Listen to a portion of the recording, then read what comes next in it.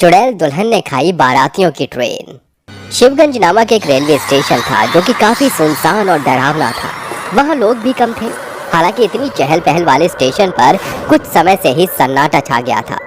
तभी वहाँ से धीमी रफ्तार में साबरमती एक्सप्रेस गुजर रही थी, जो कि काफी ज्यादा सजी हुई थी और अंदर बैठे बाराती काफी नाच रहे थे। हाय हाय बल्ले बल्ले, आज तो मेरे यार की शादी है, आज तो मेरे यार की शादी है, आज मेरे यार की शादी है। ऐसे कौन गाना गाता है? दोस्तों की शादी में जब तक जमीन पर लेटकर नागिन डांस न करो तब तक शादी शादी कहाँ लगती है? क्यों भाइयों? अरे हाँ हाँ, It's been long, तेरे बिन सुन परदेसी नागिन गिन गिन गिन गिन गिन गिन नागिन गिन गिन गिन गिन गिन गिन। अबे तू तो मेरी शादी में पागल हो गया है। अब क्या नागमणि लेकर ही मानेगा? चल खड़ा हो जा, सारे कपड़े गंदे कर लिए। तो क्या हुआ? तू है ना नए कपड़े दिलाने के लिए। ऐसे ही बड़ी मस्ती मजाक के साथ वो बारातियों की ट्रेन वहां से जा रही थी। ये सब होता हुआ एक डरावनी चुड़ैल जो कि दुल्हन के जोड़े में थी, देखकर जोर जोर से ताली बजाकर हंसती है। आ गई मेरी ट्रेन, आ गई। बहुत शोर मचाने का मन कर रहा है ना, उनकी खुशी को भी मैयत में बदल देती हूँ। इनकी मैयत करके फिलहाल बहुत भूख लगी है, अब मैं इसे खा जाऊंगी, किसी को नहीं छोड़ूंगी। तभी चुड़ैल उस पटरी पर जाकर इतने बड़े कद में आ जाती है कि अपनी शक्तियों से उस ट्रेन को रोक देती है और अपने बड़े बड़े हाथों से उठाकर धीरे धीरे पूरी ट्रेन को निकल जाती है।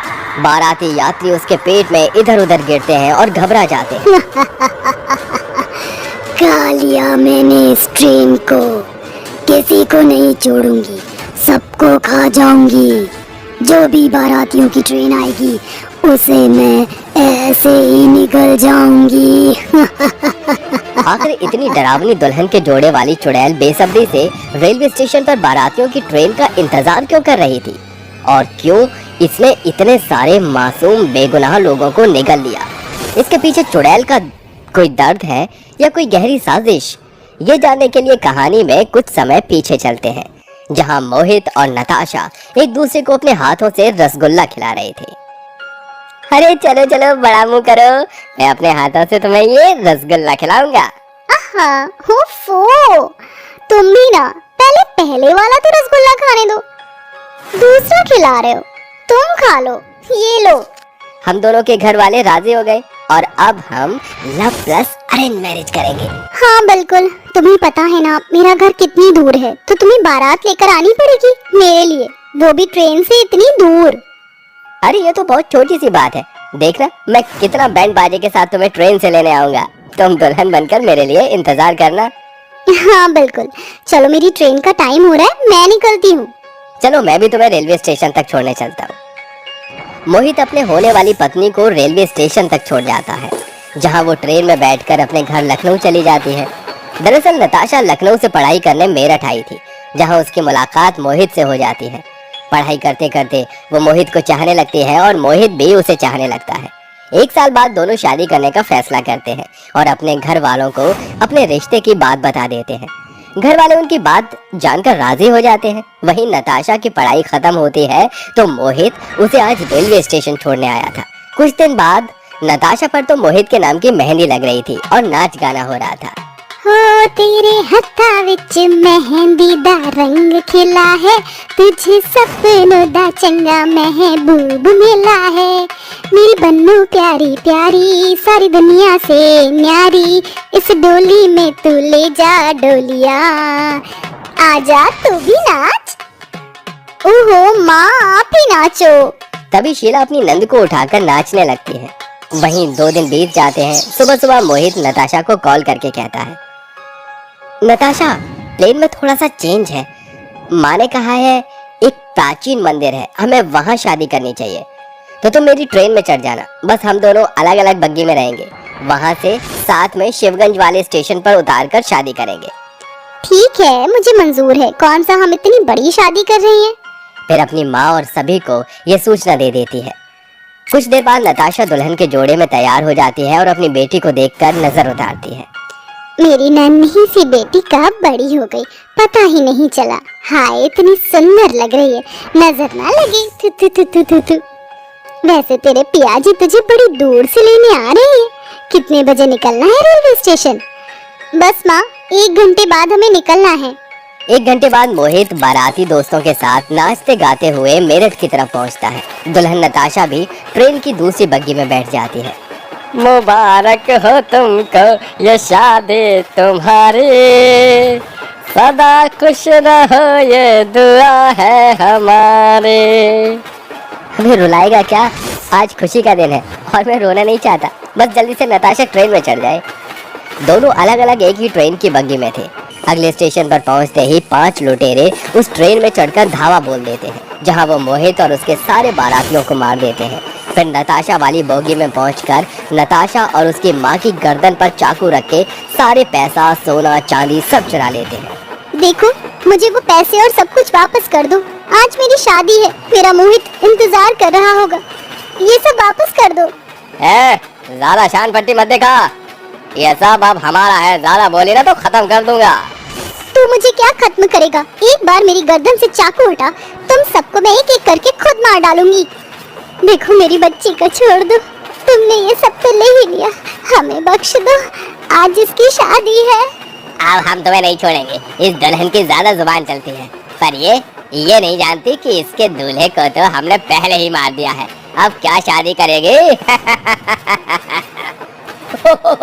इसका दूल्हा तो पहले ही टाटा बाय बाय हो गया। नहीं, ऐसा नहीं हो सकता। तुम ऐसा नहीं कर सकते। मैं तुम्हें छोड़ूंगी नहीं। गुस्से में नताशा एक आदमी के दोनों टांगों के बीच जोर से मारती है, जिससे उन सबको बहुत गुस्सा आता है। वो लुटेरे पूरी ट्रेन में जगह जगह बम लगाकर एक पानी के पुल आने पर पानी में कूद जाते हैं। तभी पूरी ट्रेन ब्लास्ट हो जाती है, जिसमें नताशा की अकाल मृत्यु हो जाती है। मार डाला ना उन लोगों ने। अब मैं किसी को नहीं छोड़ूंगी। मेरी शादी नहीं हुई तो किसी की भी नहीं होने दूंगी। मार दिया ना मेरे मोहित को। ऐसा कहकर चुड़ैल रेलवे स्टेशन के आसपास वाले हर रेलवे स्टेशन पर आती हुई बारातियों की ट्रेन पर नजर रखती है, और जब भी कोई सजी हुई ट्रेन वहां से गुजरती है तो चुड़ैल तुरंत विशाल रूप में आकर उसे निगल लिया करती थी। जब ये सब कुछ बहुत ज्यादा हो जाता है, रेल अधिकारियों को ढेर सारी ट्रेन और मासूम लापता लोगों के बारे में पता चलता है, तो एक रेलवे अधिकारी शिवगंज वाले रेलवे स्टेशन पर तांत्रिक को बुला लेता है। तांत्रिक बाबा, अब तो आप ही कुछ कर सकते हैं। ऐसे हमें बहुत नुकसान हो रहा है और बहुत लोग अपने परिवार के लिए बेबस हो गए हैं। आप बताइए क्या हो सकता है? तुम चिंता मत करो, दिव्य शक्तियों से मैंने सब कुछ ज्ञात कर लिया है। अब उसे बुलाने की बारी है। ओम ह्रीम क्लीम चामुंडाय विच्चे नमः फट स्वाहा। हे चुड़ैल, मेरे सामने प्रकट हो, प्रकट हो। तांत्रिक के मंत्र बोलते ही भस्म यज्ञ में डालते हैं, चुड़ैल के बनाए घेरे में प्रकट हो जाती है। ए, हिम्मत कैसे हुई तेरी? 2 कौड़ी के डायनासोर जैसी शक्ल के तांत्रिक, मुझे यहाँ कैद करने की। छोड़ मुझे, छोड़। तूने इतने सारे मासूम लोगों को कैद कर रखा है, तुझे तो सजा मिलनी चाहिए। मैं चाहूँ तो तुझे अभी भस्म कर सकता हूँ। तेरी व्यथा को जानता हूँ। मैं 2 प्यार करने वाले प्रेमी अलग हो गए और तेरी इच्छा अधूरी रह गई। मासूम लोगों की जान लेकर उनके साथ ऐसा करके तुझे क्या मिलेगा? तेरी आत्मा तब भी भटकती रहेगी। बेहतर होगा तू अपनी माँ को संभाल, अपने होने वाले पति के पास पहुँच जा और सब लोगों को आजाद कर दे। नहीं, मैं ऐसा नहीं करूँगी। तो फिर मरने के लिए तैयार हो। नहीं नहीं, मुझे मत मारो, मैं खुद चली जाऊंगी। मुझे अपनी गलतियों का आभास हो गया है। मैं उन सब लोगों को छोड़ दूंगी। फिर तांत्रिक की बात सुनकर चुड़ैल विशाल रूप में आकर एक एक करके सभी बारातियों को अपने मुंह से रिहा कर देती है, जिसके बाद अपनी मर्जी से वो मुक्त हो जाती है और सभी बाराती अपने घर वापस लौटकर खुशी खुशी रहने लगते हैं। संग्राम नगर के रेलवे स्टेशन पर रात के 3 बजे बड़ी ही हलचल सी थी। ओए नाचो नाचो, आज मेरा बर्थडे है। Happy birthday dear. बोलो, मैं तुम्हें क्या तोहफा दूं? कुछ भी तो, बस वो लजीज होना चाहिए। आहा! स्टेशन पर आधी रात को एक भूतिया बर्थडे पार्टी चल रही थी। वहाँ पार्टी में स्टेशन पर बहुत सारे भूत चुड़ैल थे जो बर्थडे की टोपियां लगाकर नाच रहे थे। वो भूत चुड़ैल आधी रात को रोज स्टेशन पर अपनी पार्टी किया करते थे, और अगर भूले भटके कोई इंसान स्टेशन पर आ जाता तो वो अपनी जान से जाता था। आज मेरा बर्थडे है और आज एक भी इंसान स्टेशन पर नहीं आया है। सब्र रख। बस चुड़ैल ने ऐसा कहा था कि तभी वहां पर एक आदमी जो नशे में धुत था गाना गाता हुआ आया। सारा ज़माना है शराब का दीवाना, लगता है इधर पार्टी चल रही है। अरे हमरे बिना तो हर पार्टी अधूरी है। हमारा वो ओए नाचो नाचो, ओए नाचो नाचो, कमर हिला के पेट हिला के उड़ के नाचो नाचो। वो आदमी अपने नशे की हालत में उस भूतिया पार्टी में घुस गया। उसे नशे में इंसानों और भूतों में भी फर्क नजर नहीं आ रहा था। अरे ये कैसा गाना बजाया, जरा हमरा गाना बजाओ। ओ दही के पान बनारस वाला, खा के खुल जाए पेट का ताला, फिर तो ऐसा करे धमाल, सीधी कर दे सबकी चाल, ओ छोरा कूड़े के डब्बे वाला। वो आदमी ऐसे ही न जाने कौन कौन से गाने गा गा कर नाच रहा था। उसका पागलपन देखकर भूत चुड़ैल भी उससे डर रहे थे। कैसा लगा हमारा disco dance? Michael are Jackson fail है तुम्हारे डांस के आगे। सो तो है। तुम इतने अच्छे कलाकार इस दुनिया के लायक नहीं हो। आओ हम तुम्हें सही जगह पहुंचाते हैं। भूत चुड़ैलों ने उस आदमी के हाथ पांव पकड़कर उसे बांध दिया। वो आदमी जोर जोर से चिल्लाने लगा और उसका शराब का भी सारा नशा उतर गया। मेरे जन्मदिन को अपना मरण दिन बनाने के लिए शुक्रिया। नाचो यारो। सभी और तेज जश्न मनाने लगे। वो आदमी जोर जोर से चिल्ला रहा था। अब केक की जगह इस मोटे को काटना जरूर। हैप्पी बर्थडे तुम मरो हजारों साल। हैप्पी बर्थडे चलो करते हैं धमाल। सभी भूत चुड़ैल भयानक आवाज में भूतिया गाना गाने लगे और उस बच्चे ने उस आदमी की बलि चढ़ाकर अपना बर्थडे मनाया। इसी तरह से सवेरा होने को आया था। अब हमें चलना चाहिए।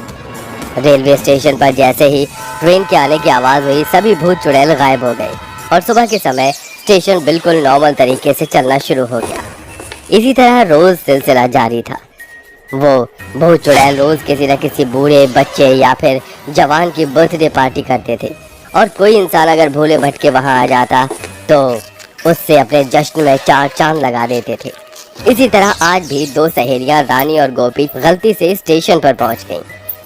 गोपी, ये स्टेशन पर इतनी म्यूजिक की आवाज क्यों आ रही है? मैं क्या अंतर्यामी हूँ? चल कर देखते हैं। एक मिनट, मैंने हॉरर मूवीज में देखा है इस तरह स्टेशन पर रात में भूत चुड़ैल पार्टी करते हैं। पार्टी? अरे क्या भूत चुड़ैल को कोई और काम नहीं है? और वैसे भी यहाँ बॉलीवुड सॉन्ग्स बज रहे हैं। अगर यहाँ भूत होते तो वो कुछ भूतिया ही बजाते ना। चल अब अंदर आ। चल ना गोपी, बहुत देर हो गई है।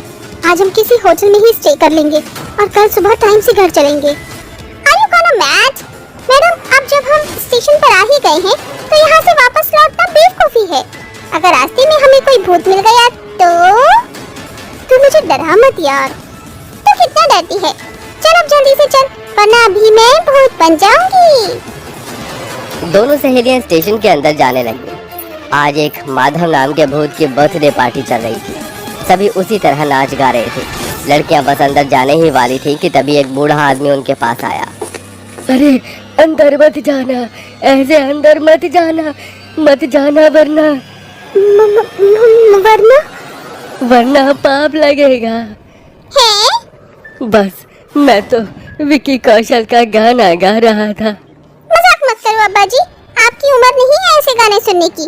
ऐसे गाने सुनने या गाने से आपको कटरीना नहीं मिल जाएगी। कटरीना न तो कियारा सही। आपका बुढ़ा चूड़ीदार चेहरा देखकर तो चुड़ैल भी आपसे डर कर भाग जाएंगी। क्या हुआ, मैंने कुछ ज्यादा कह दिया क्या? नहीं, बस इतना बोला कि इंसान के दिल के टुकड़े टुकड़े हो जाएं। अच्छा चलो, अच्छा है। लड़कियों, ये सब छोड़ो। तुमने मुझे मेरा आईना दिखाया, उसकी सजा तो मैं तुम्हें दूंगा। लेकिन अभी पार्टी का समय है। Let's go to the party. ये वो बूढ़ा आदमी ऐसे बोलता हुआ स्टेशन पर अंदर चला गया। दरअसल वो भी एक भूत ही था। मुझे लगता है कि कोई पार्टी चल रही है। चल गोपी, चलते हैं। रानी गोपी का हाथ पकड़कर स्टेशन पर ले गई। अचानक उन्हें देखकर सभी भूत चुड़ैल नाचते नाचते रुक गई, लेकिन उन्हें देखते ही मानो उन लड़कियों के शरीर से आत्मा ही निकल गई। रानी, ये हम कहाँ आ गए? अपनी मौत को दावत देने। लड़कियां बस एक जगह जम सी गई थी कि तभी बर्थडे बॉय भूत उन लड़कियों के पास आया। लेडीज, स्वागत है मेरी भूतिया पार्टी में और थैंक्स फॉर कमिंग। वेलकम। तुम इतनी घबराई हुई क्यों हो? Let's dance. रानी और गोपी बस उस भूत के कहने पर अपने हाथ हिला रही थी। उनकी टांगें डर की वजह से खुद ब खुद ही कांप रही थी। आखिरी बार नाच लो, उसके बाद ये दिन आए ना आए। भूत की बातें सुनकर दोनों सहेलियों की जान गले में आ गई। रानी, ये हमारे खून से अपनी पार्टी को रंग देंगे। इससे पहले ये हमें कुछ करे, हमें भागना चाहिए। लेकिन कैसे? तेज आवाज में गाने बज रहे थे। सारे भूत बेकाबू से हो रहे थे कि तभी एक चुड़ैल बोली, बहुत हुआ डांस, अब बारी है केक काटने की। कहाँ है हमारे केक की मलाई? माधव ने ऐसे बोलकर गोपी का हाथ पकड़ लिया। तो हमें क्या करने वाले हो तुम? क्यों बताओ? मुझे बचा रानी। रानी जैसे ही गोपी की तरफ बढ़ी, भूत उसे पकड़कर एक कोने की तरफ ले जाने लगा। इतनी जल्दी भी क्या है, मौत तो सभी को आनी ही है, तेरा टाइम भी आएगा।